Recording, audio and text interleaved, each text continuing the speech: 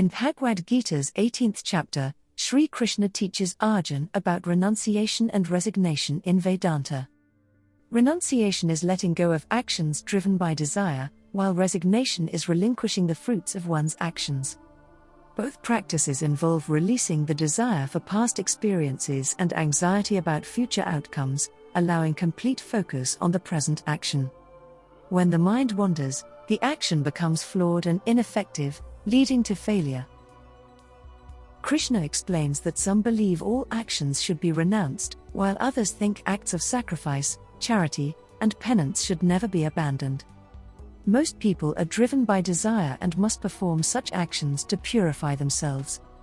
They must do so without attachment or expectation of reward for spiritual growth. Those absorbed in meditation must let go of their final thought or mantra and all action to reach enlightenment. They must also release the desire for realization itself.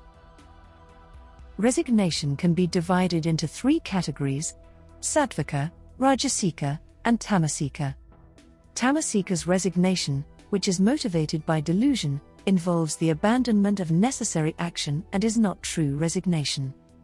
Rajasika's resignation, on the other hand, involves giving up action due to a fear of physical discomfort or inconvenience and is considered a false resignation. Sattvika resignation, the highest form of resignation, involves the performance of necessary action because it is the right thing to do, without attachment to the outcome or desire for personal gain. In the 18th chapter of the Bhagwad Gita, Sri Krishna delivers his final message to Arjuna.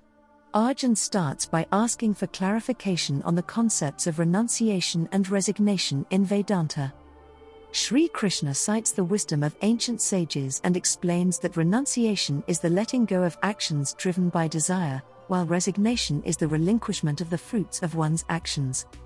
However, neither renunciation nor resignation involves the abandonment of the action itself. Rather, they involve the release of the two things that can obstruct excellence in action: desire for past experiences and anxiety about future outcomes.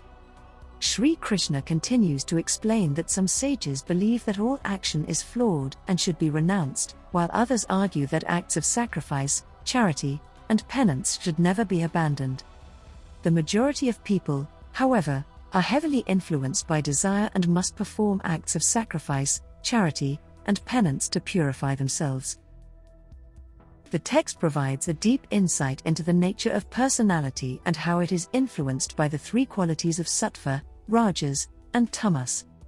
No being is exempt from the impact of these three traits, and the various aspects of our inner workings, including knowledge, action, actor, intellect, consistency, and happiness, are all influenced by these traits.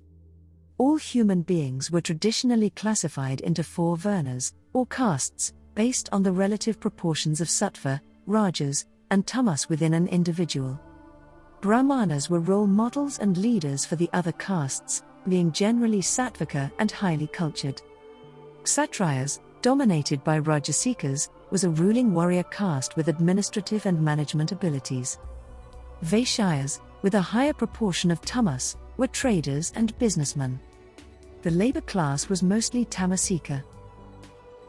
In verses 46 to 57, Sri Krishna summarizes the entire spiritual path, including the practices of karma yoga, bhakti yoga, and jnana yoga, and concludes with meditation.